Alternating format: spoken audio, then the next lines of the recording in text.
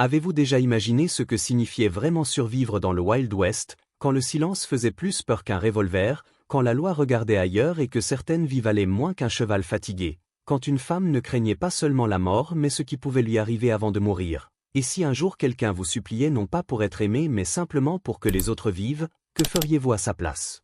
C'est exactement pour cela que cette histoire porte ce titre si dur et si troublant, parce qu'il ne parle pas de désir mais de désespoir, pas de passion mais de survie. Ce jour-là, Caleb Ironwood avançait lentement sous le soleil brûlant, un homme seul comme tant d'autres dans l'Ouest, habitué au vent sec, à la poussière, au poids des souvenirs qu'on n'enterre jamais vraiment. Il allait tourner bride quand quelque chose l'a arrêté net. 5 poteaux plantés au milieu d'un champ vide, trop droit pour être naturel, trop silencieux pour être normaux. Son cœur s'est serré avant même qu'il comprenne. En s'approchant, il a vu les corps, suspendus tête en bas, oscillant doucement comme des ombres fatiguées. Ce n'étaient pas des mortes, c'étaient des femmes encore en vie, attachées par les chevilles, le sang coulant lentement de leurs poignets blessés vers le sable brûlant, leurs cheveux pendant masqués à moitié des visages gonflés par la chaleur et la douleur. Des corbeaux tournaient au-dessus d'elles comme s'ils attendaient leur tour, et au milieu de ce silence cruel, il y avait un souffle faible, presque absent, celui de la plus jeune, si légère qu'on aurait cru que le vent pouvait l'emporter.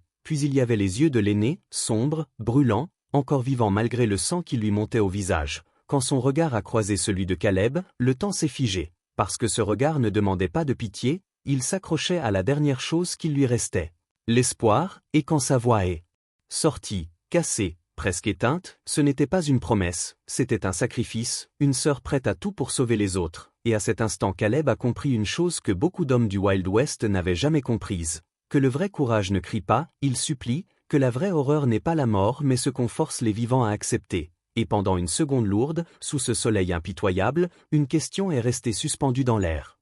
Est-ce que quelqu'un allait enfin choisir de faire ce qui est juste, ou allait-il détourner les yeux comme tant d'autres avant lui?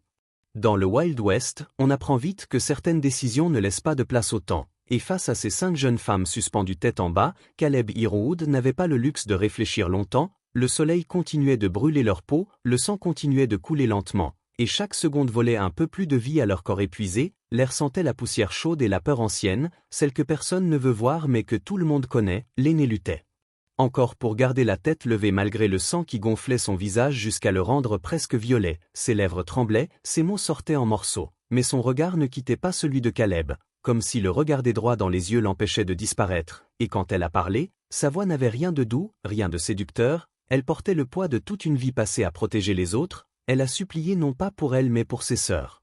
Elle a offert ce qu'on lui avait toujours appris à être sa seule valeur, son propre corps, non pas par envie mais par terreur. Parce que dans ce monde brutal, c'était souvent la seule monnaie laissée aux femmes, et cette proposition a frappé Caleb comme un coup de poing silencieux, car il savait reconnaître la différence entre un choix et une cage, entre une promesse et un cri de survie. Autour d'eux le vent faisait grincer les cordes, rappelant que ces jeunes femmes avaient déjà été trop longtemps laissées sans secours. La plus jeune respirait à peine, ses yeux se fermaient, son corps léger pendait comme s'il avait déjà abandonné. Les autres tremblaient, leurs bras engourdis, leurs épaules marquées par les cordes. Chaque souffle était un combat, et dans cet instant suspendu, Caleb a senti revenir une douleur qu'il croyait enterrée, celle de l'impuissance, celle d'avoir déjà vu quelqu'un mourir faute d'aide, et il a compris que détourner le regard serait une autre forme de violence. Car dans le Wild West, le mal ne gagne pas seulement par les armes, il gagne surtout quand les hommes honnêtes décident que ce n'est pas leur affaire. Et face à cette vérité, Caleb n'a pas répondu avec des mots,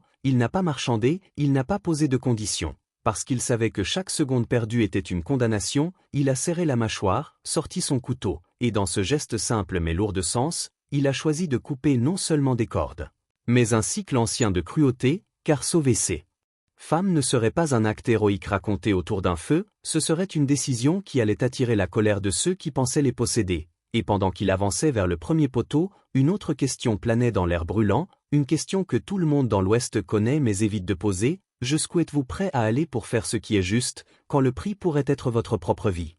Le couteau de Caleb a brillé une seconde sous le soleil avant de trancher la première corde, et quand le corps de la plus jeune est tombé dans ses bras, il a senti à quel point elle était légère, presque absente. Comme si la vie hésitait encore à rester, il n'a pas perdu de temps, il l'a posée doucement à l'ombre du poteau avant de passer à la suivante. Chaque corde coupée libérait un corps mais révélait aussi l'ampleur des dégâts, des chevilles brûlées par les liens, des poignets en sang, des Muscles engourdis par des heures passées la tête en bas, le soleil frappait son dos sans pitié, la sueur lui brouillait la vue, mais il continuait, encore et encore. Parce que s'arrêter aurait été admettre qu'il était trop tard, la troisième sœur a gémi quand il l'a attrapé, un son faible mais vivant, et ce simple souffle lui a donné la force de continuer. La quatrième était presque inconsciente, sa tête basculant contre sa poitrine. Et quand il a enfin atteint l'aîné, son regard s'est accroché au sien une dernière fois avant que ses forces ne la quittent. Elle est tombée contre lui, tremblante, et Caleb a murmuré sans réfléchir, comme on parle à quelqu'un qui revient de très loin, tu es en sécurité maintenant, personne ne mourra ici aujourd'hui, mais la bataille était loin d'être finie, car libérer ces femmes n'était que le début, il fallait maintenant les maintenir en vie. Il a fait 3 allers-retours jusqu'à sa grange sous une chaleur qui semblait vouloir le faire tomber. À genoux, portant chaque sœur à cheval, sentant sa propre gorge se dessécher, ses jambes devenir lourdes, mais refusant de s'écouter, parce que leur respiration fragile comptait plus que la sienne, quand elles ont enfin été allongées à l'ombre, leurs corps immobiles racontaient une souffrance que les mots ne pouvaient pas couvrir. Caleb a versé de l'eau dans sa main, laissant les gouttes toucher doucement leurs lèvres, sachant qu'un excès pourrait les tuer aussi sûrement que la soif. La plus jeune a serré ses doigts instinctivement, comme un enfant cherchant un ancrage. 2 autres ont repris de l'air brusquement, haletant comme des nageuses remontant à la surface. Mais l'aînée restait silencieuse, sa poitrine se soulevait lentement, lourdement. Et à cet instant Caleb a senti le vertige. Le frapper, non pas de peur, mais d'épuisement, il s'est appuyé contre le mur de la grange, respirant profondément, refusant encore une fois de tomber, car dans le Wild West, personne ne venait sauver les sauveteurs. Et pendant qu'il s'agenouillait à nouveau auprès d'elle, une autre inquiétude s'est glissée dans son esprit, car il savait que des femmes ne sont jamais laissées ainsi sans raison, que quelqu'un allait les chercher. Et que ce chant silencieux n'était peut-être que le début d'un danger bien plus grand. Quand le calme est enfin retombé autour de la grange, un silence différent a pris place, pas celui du champ brûlant où la mort attendait, mais un silence fragile, comme si chaque souffle devait être protégé. Caleb s'est mis à l'ouvrage sans un mot inutile, il a nettoyé les plaies avec une patience rare, a vérifié chaque pouls, chaque respiration, couvrant leur corps du peu d'ombre et de fraîcheur qu'il pouvait offrir, et pour les 5 sœurs Apaches. Ce silence était presque plus troublant que la violence qu'elles connaissaient, car elles avaient grandi dans un monde où les hommes parlaient fort, exigeaient, prenaient, jamais dans un monde où quelqu'un aidait sans demander. La plus jeune a ouvert les yeux un instant, perdue, effrayée, et Caleb lui a simplement posé une main rassurante sur l'épaule, sans la retenir, sans la posséder, juste assez pour dire tu n'es pas seul. 2 des sœurs ont commencé à pleurer doucement, non pas de douleur, mais parce que leur corps comprenait enfin qu'il n'était plus suspendu au-dessus de la mort. L'aînée, encore trop faible pour parler, observait chaque geste de Caleb avec une attention lourde, comme si elle cherchait le piège caché, l'échange à venir, car toute sa vie lui avait appris qu'aucune aide n'est gratuite, et pourtant, quand elle a murmuré quelques mots pour revenir sur ce qu'elle avait dit dans le champ, Caleb a secoué la tête avant même qu'elle termine, il a parlé calmement, sans dureté, en disant qu'ici personne ne paie avec son corps pour vivre, pas sous ce toit. Pas tant qu'il respirait, ces mots ont traversé la pièce comme un souffle frais dans la chaleur étouffante, car pour ces femmes, ce n'était pas seulement une promesse, c'était une idée nouvelle, presque dangereuse, que leur vie avait une valeur en elle-même. Caleb a continué à s'occuper d'elle, couvrant l'aînée d'un linge humide pour apaiser la pression dans sa tête, ajustant les bandages, parlant peu mais restant présent.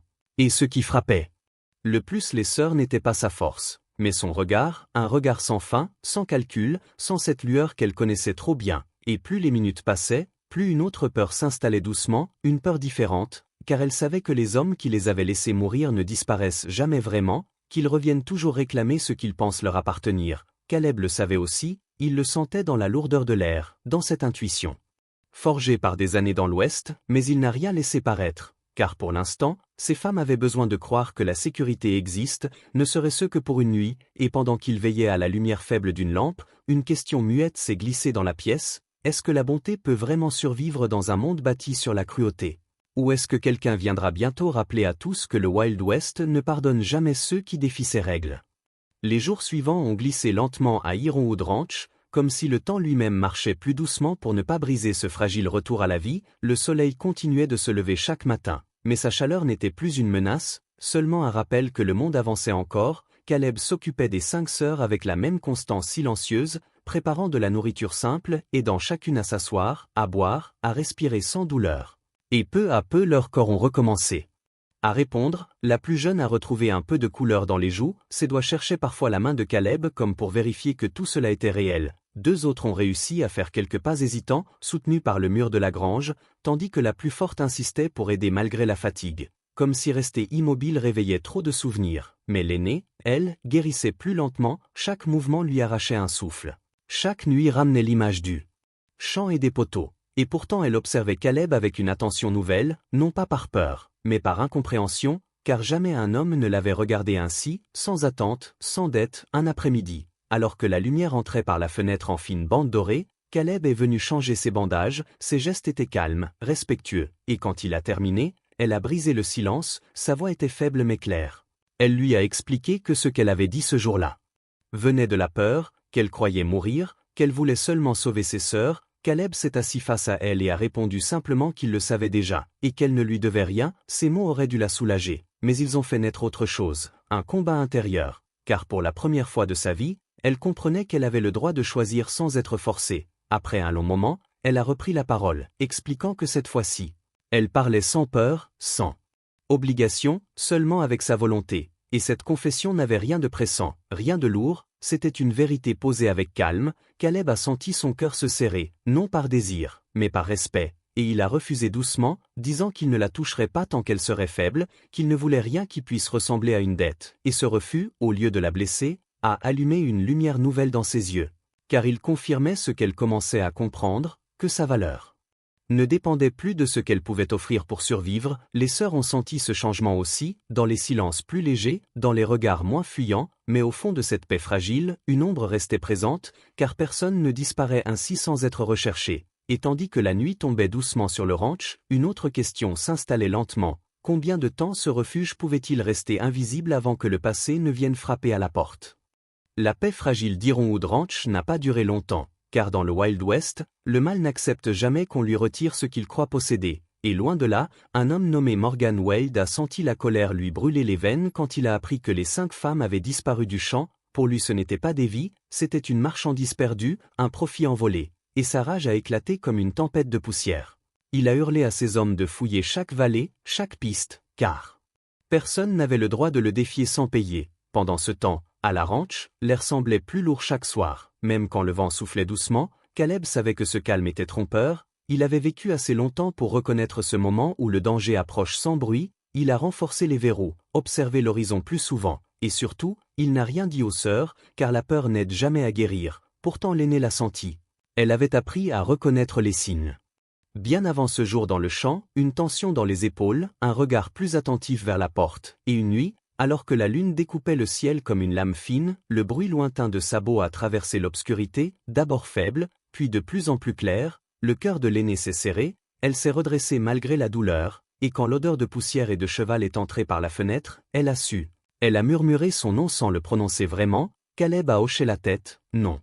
Pas pour confirmer la peur, mais pour dire qu'il était prêt. Il leur a demandé de rester à l'intérieur, de ne faire aucun bruit, et dans ce moment tendu, elles ont compris une chose essentielle, ils n'allaient pas fuir, car fuir aurait signifié accepter que la violence décide encore une fois. Mais ce qu'elles ignoraient, c'est que Caleb avait déjà agi, dès la première nuit, quand l'aîné était encore entre la vie et la mort, il avait envoyé un message au shérif, parlant de femmes torturées, de pratiques illégales, de noms qui revenaient trop souvent dans l'Ouest, et maintenant il attendait, dehors. Les torchers se sont allumés une à une, encerclant la ranch comme des yeux affamés, les chevaux soufflaient, les hommes murmuraient, et Morgan Wade est apparu, droit sur sa monture noire, son sourire cruel visible même à la lumière tremblante. Il a crié que ces femmes lui appartenaient, que Caleb n'était qu'un vieil homme isolé, trop petit pour s'opposer à lui. Mais Caleb est sorti sur le perron, un fusil à la main, non pas pointé pour attaquer, mais tenu comme on tient une frontière. Sa voix était basse, ferme, quand il a répondu que personne n'appartenait à personne. Et dans cette nuit tendue, une question brûlait plus fort que les torchers. Est-ce que le courage d'un seul homme peut vraiment arrêter ceux qui vivent de la peur des autres? La nuit semblait retenir son souffle quand Morgan Wade a poussé son cheval d'un pas en avant. Convaincu que la peur finirait par gagner comme toujours, ces hommes se rapprochaient, leurs torchers dessinant des ombres longues et menaçantes sur les murs de la ranch, et derrière les fenêtres, les 5 sœurs sentaient leur cœur battre si fort qu'elles avaient l'impression que le monde entier pouvait l'entendre. Mais Caleb n'a pas reculé, il est resté immobile, ancré dans le sol comme ces vieux arbres qui survivent aux tempêtes parce qu'ils ont appris à plier sans tomber. Wade riait, un rire creux, persuadé que l'argent et la violence suffisaient à faire taire la justice. Il parlait de dettes, de contrats, de droits imaginaires. comme si des mots pouvaient effacer la souffrance gravée dans les corps des femmes qu'il avait laissées mourir au soleil, et quand il a tenté d'avancer encore, un son a brisé la nuit, net, inattendu, un sifflet, puis un autre.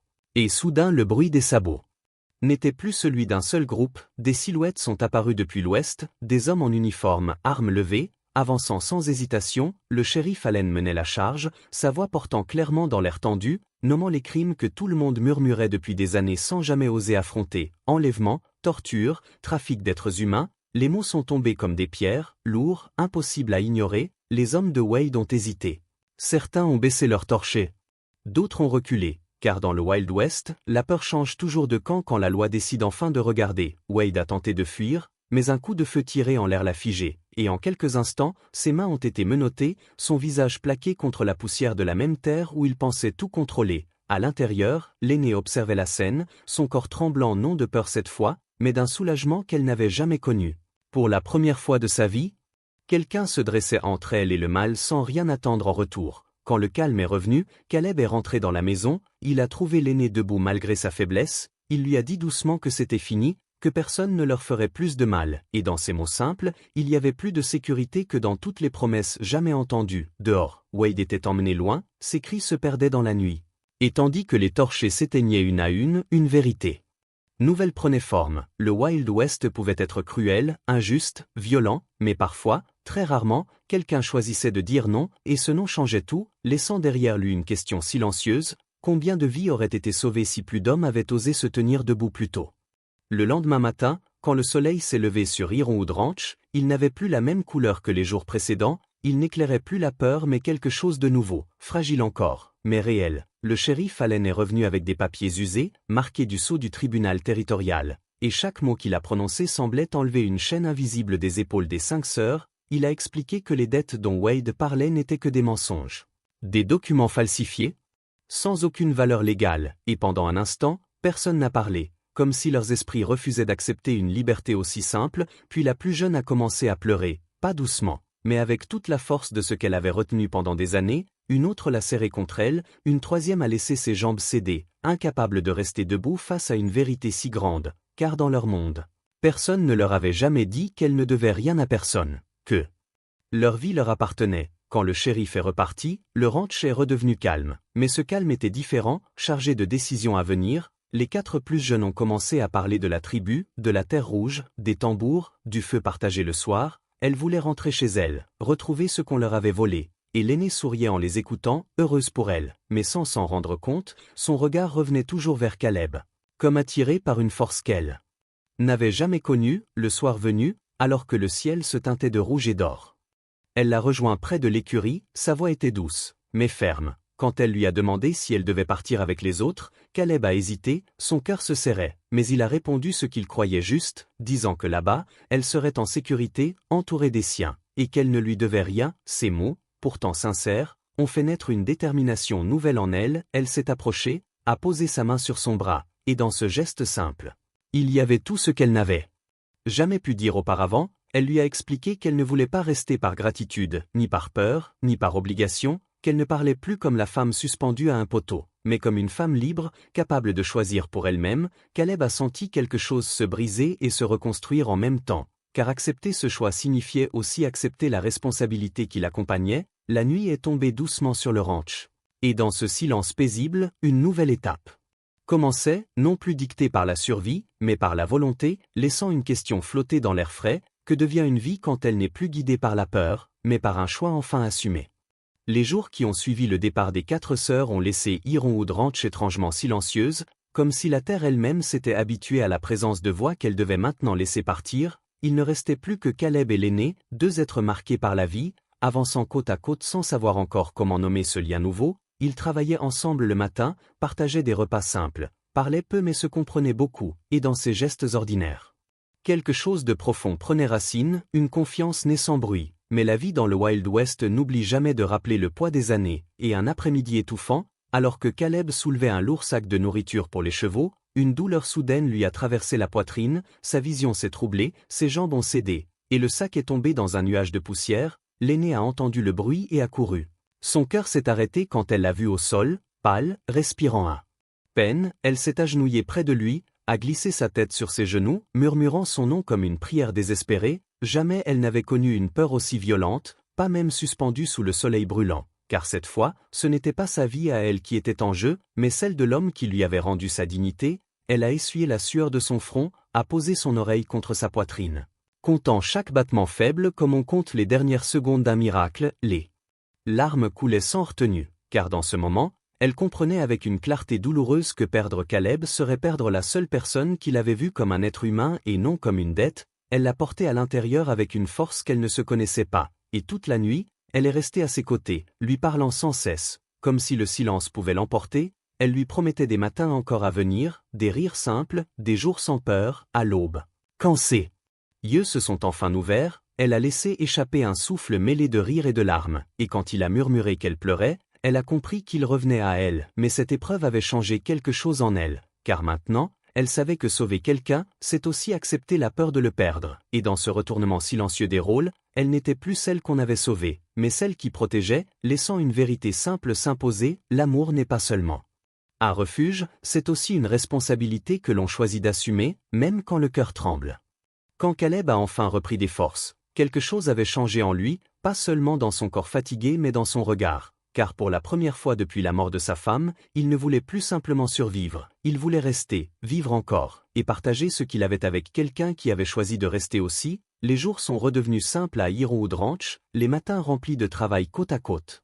Les après-midi calmes où il apprenait à l'aîné à monter à cheval, à lire le vent, à comprendre la terre, et chaque soir, sous la lumière douce de la lampe, il parlait de leur vie passée sans peur d'être jugé. Puis un soir, alors que le soleil rouge descendait lentement derrière les collines, Caleb l'a conduite dans le champ où l'herbe verte commençait à repousser, là même où la mort avait autrefois rôdé. Il a pris sa main avec hésitation, lui disant qu'il n'avait ni richesse ni promesse grandiose, seulement ce ranch, ses mains usées et un cœur marqué. Mais sincère, et en se mettant à genoux devant elle, il lui a demandé si elle accepterait de marcher avec lui pour le reste de leurs jours. L'aînée n'a pas répondu tout de suite, elle a posé ses mains sur son ventre, levant vers lui un sourire calme et lumineux, lui révélant qu'elle portait une nouvelle vie, née non pas de la peur ni d'un pacte de survie, mais d'un amour choisi librement. Caleb est resté figé, puis il l'a serré contre lui, laissant couler des larmes qu'il croyait perdues, et quand elle a dit oui, ce n'était pas une promesse faite pour être sauvée, mais une décision prise par une femme enfin libre. Les mois ont passé, les saisons ont changé, et Ironwood Ranch n'était plus un refuge temporaire mais un foyer. Un endroit où deux âmes autrefois brisées avaient trouvé la paix. Leur histoire n'était pas celle d'un héros venu sauver une victime, mais celle de deux êtres qui s'étaient relevés ensemble une fois toutes les chaînes brisées. Car le véritable amour ne naît pas de la dette, ni de la peur, ni du sacrifice imposé. Il n'est quand chacun peut choisir sans contrainte, et dans le silence apaisé du Wild West, cette vérité résonnait plus fort que les coups de feu ou les cris, car même dans les terres les plus dures, il existe parfois une justice lente, discrète, portée par des choix simples et courageux. Et si cette histoire vous a rappelé le son du vent dans les plaines, la poussière sous les pas des chevaux, et cette idée que la bonté peut encore exister là où on ne l'attend pas, alors restez avec moi, abonnez-vous, et revenez demain, car tant qu'il y aura des feux qui s'allument à la tombée du jour, il y aura toujours une nouvelle histoire du Wild West à partager. Si cette histoire vous a serré la poitrine, si elle vous a laissé silencieux quelques secondes de trop, alors ce n'est pas un hasard, car les vraies histoires du Wild West ne se regardent pas seulement, elles se ressentent. Dites-moi dans les commentaires ce que vous avez ressenti à la fin. Avez-vous pensé que Caleb allait la perdre, ou que la vie allait encore une fois être injuste? Et surtout, de quelle ville ou de quel pays regardez-vous cette histoire en ce moment? Car ici, chaque soir, des cœurs battent ensemble autour du même feu. Et si vous ne voulez pas manquer la prochaine histoire, encore plus intense, encore plus humaine, encore plus vraie, alors abonnez-vous maintenant, car la prochaine fois que vous entendrez le vent souffler dans les plaines du Wild West, ce sera peut-être pour une histoire que vous n'êtes pas prêt à oublier.